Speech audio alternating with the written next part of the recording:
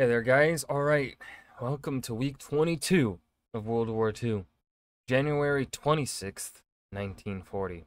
The Enigma of Germany's wartime economy. Now, before we dive in, make sure you go and check out the links in the description box below. I'd love to join the Discord, follow me over Twitch, and please do go check out the two gaming channels here on YouTube. Now, with all that said, under a minute, let's dive in. Yeah, I have no idea. It's all gibberish. Okay. January 26, 1940. If only you could read your enemy's messages, but they're coded, and it's one tough code. What to do? It is such an enigma. I see what he did there. Dad joke. I'm Indy Nidell. This is World War II.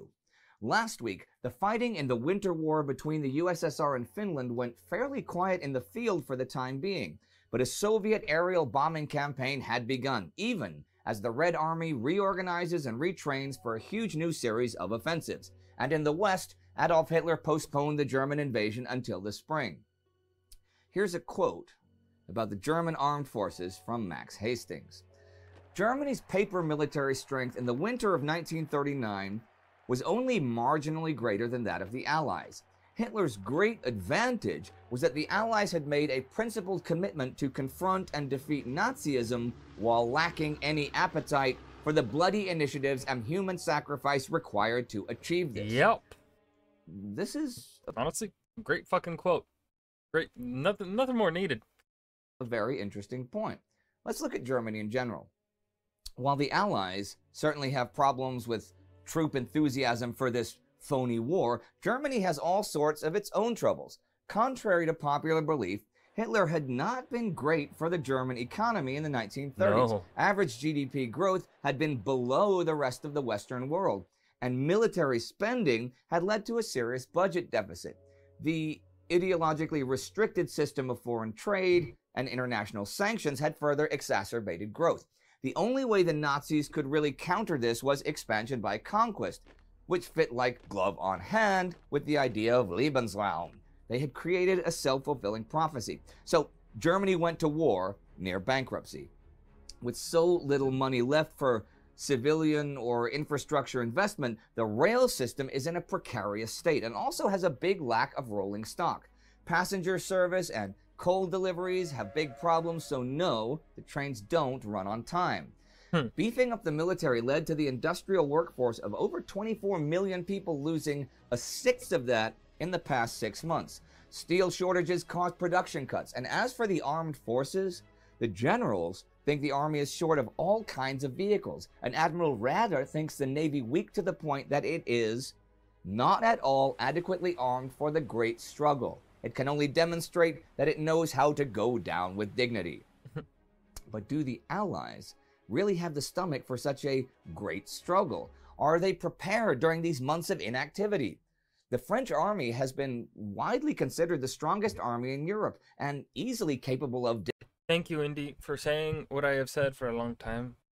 Like, honestly, since like the beginning of this channel, I've been saying that the French army at the start of World War II was considered historically the strongest military, and also, like, I mean, at the time, the strongest. It was probably on paper even the strongest military. But they were paper disagreeing with me. Fuck you, people from years ago. defending France. But there are those who do not share this belief. Even back in 1935, for example, Soviet Marshal Mikhail Tukhachevsky said he did not think the French army could withstand a German attack because he thought it was too slow to react, right? He's correct. This was not so much just because of a stiff defensive posture, but what he saw as a serious lack of radio communications. The Germans broke the French radio codes in 1938 anyhow. And the French army is cumbersome and old-fashioned, it's true. The reforms and reorganizations under Philippe Pétain in 1918 had made the French army at the end of World War I the most modern and best equipped in the world. But that was 20 years ago, and doctrines, particularly for mobile warfare, have changed. France is behind the curve. In fact, this week on the 26th, Charles de Gaulle... God, Charles de Gaulle's face is just A weird one. submits a memo to High Command that calls for a real I don't know how else to phrase it. Like, every time I look at Charles de Gaulle, I just kind of get this reaction of, he look weird. Like, he's one of the, there are very few people that I see their face and I go, you look weird. Charles de Gaulle is one of those people where it's every time, I'm like, damn, you fucking look weird. appraisal of their approach to mechanized warfare. It begins like this. We began the war with 5 million soldiers, yet our aerial forces are only now being equipped, and our armored vehicles are too weak and too few in number. He thinks hostilities are going to seriously expand. And as for the soldiers suffering the boredom of inaction, the French soldiers do not shoot at the German soldiers opposite them who wander around in view, and German propaganda hammers home repeatedly that the British are going to have the French shoulder the burden of the war. There are few to zero training exercises. Soldiers get drunk, they go AWOL. One soldier writes, "We lie stretched out on the straw, yawning, and even get a taste for doing nothing. We wash less and less. We don't bother to shave anymore. We can't raise the effort to sweep the place or clear the table after eating. Along with boredom, filth." That would help you fight your fucking boredom, you dipshit. I'm sorry. Being filthy is fucking. I hate it. I genuinely, like. If you're bored, then clean the place. That will help your boredom. Filth dominates the base. To its credit, the French High Command sends stars like Josephine Baker and Maurice Chevalier to entertain the troops. But that's kind of all they do. And the winter drags on, and the Germans have yet to attack. The Allies are... Then maybe fucking attack yourself. My God. Obviously eager for any information as to when the Germans might attack. I mean, sometimes they get lucky, like with the Michelin incident a couple weeks ago. Sometimes they get some info from Colonel Oster. But that's mostly last-minute tips, and you can't count on that coming. What you really need is to be able to read the messages sent using the German super-secret and super-encrypted communication system, Enigma. Now, Enigma is a rotary machine cipher invented by Arthur Scherbius. He actually patented his rotating wheel cipher back in February 1918, during World War I. The German army was running trials on Enigma in 1932, by which time Scherbius was dead. And Polish cryptanalyst and mathematician Marian Rejewski had, with information obtained from a French spy, cracked the Enigma message keys so that the Poles could build their own Enigma doubles. In 1938, however, the Germans added more rotors to their machines, which increased their complexity to the point where the Poles did not have the resources to keep up with decryption. As the political situation between Poland and Germany deteriorated last summer, the Poles shared their Enigma knowledge with their allies, and since then, cracking Enigma Allies, let's be real here, has been a joint Anglo-French effort. The first breakthrough comes this week on January 20th at Bletchley Park in England. Dilly Knox's team, which includes John Jeffries and Alan Turing, crack a German administrative code that Bletchley calls the Green, and is a key that had been used back on October 28th. The Germans change codes every day, so this key is no practical use. It is rather a breakthrough of method, and it doesn't give the Allies any immediate benefits, but it does point them very much in the right direction. Turing's design for an electromechanical device called the bomb, which was developed based on the Polish machines called bomba, will ideally identify the wheel order, the rotary start positions, and the partners of specific letters, and will first arrive in March, and the code-breaking work will continue in earnest. And maybe one day, they'll be able to learn the German plans. Well, other people are planning too, of course. The Soviets have been making big plans for their upcoming offensive against the Finns. As I said last week, artillery is a big part of those plans. Each mile of the front will be covered by 80 artillery pieces. The Soviets are going to attack in a wedge, and at the tip of that wedge, the Viipuri Gateway. For a second, I just completely forgot that Finland was at war. A 10-mile stretch between the Sumajoki River and Lake Muolanjärvi of comparatively open ground good for tanks, 108 big guns are allotted. There's also going to be some real tactical deployment of direct fire against the Finnish concrete pillboxes. The Poppius bunker, for example, is an incredibly strong defense fortress near the Lade Road that changed hands several times last month. But though it had been pounded again and again by artillery, still firing back.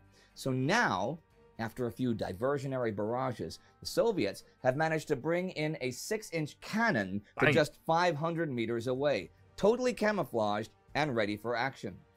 This is repeated near several other Finnish strongpoints. When General Semyon Timoshenko gives the signal for the offensive to begin, 300,000 shells will hit the Viipuri gateway the first 24 hours, and you'll be able to hear it all the way in Helsinki. Damn. The bombardment will begin next week. And many soldiers will lose their lives. But it isn't just soldiers losing their lives in the European wars.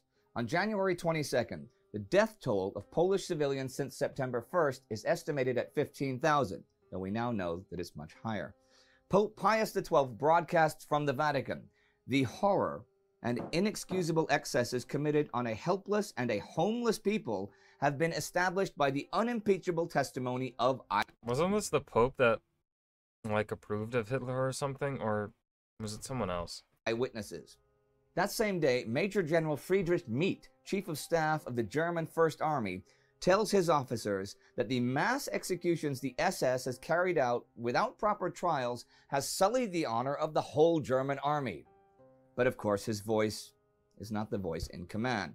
But life is changing there even for the rest of the population. On January 25th, Hans Frank issues orders to redesign the Polish economy in the general government region to increase Germany's military capability.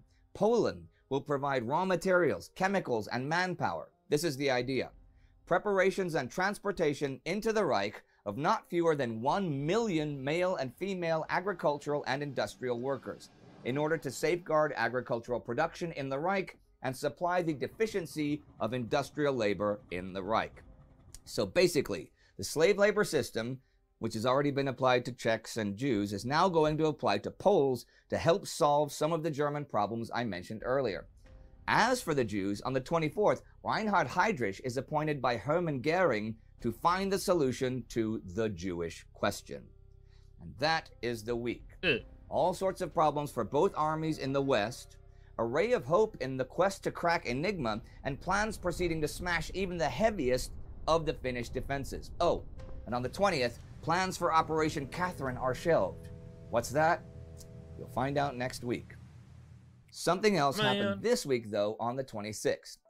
Basil Ray is an Englishman of Scots ancestry living in Egypt. He works with the Egyptian Ministry of Education. Actually, in the future, he will serve with the Royal Air Force during the war, and post-war will be the secretary of what is, in 2018, the International Tennis Federation. It will be he who bans Rhodesia and South Africa from the Davis Cup in 1971 because of apartheid. He will also eventually be S. Basil Ray, OBE. That is all in the future. Right now, he is in Egypt with his wife Beatrice and their son Christopher, and today they are joined by a daughter. Her name is Joy. She is my mother. Today, January 26, 1940, is my mother's actual date of birth. I was wondering where this was going. I was like, I'm a little confused. Stuff really didn't happen that long ago. Happy birthday, Mom. Oh. A little bit of ray of sunshine at the end here. That was week 22 of World War II. January 26th, 1940. The Enigma of Germany's wartime economy.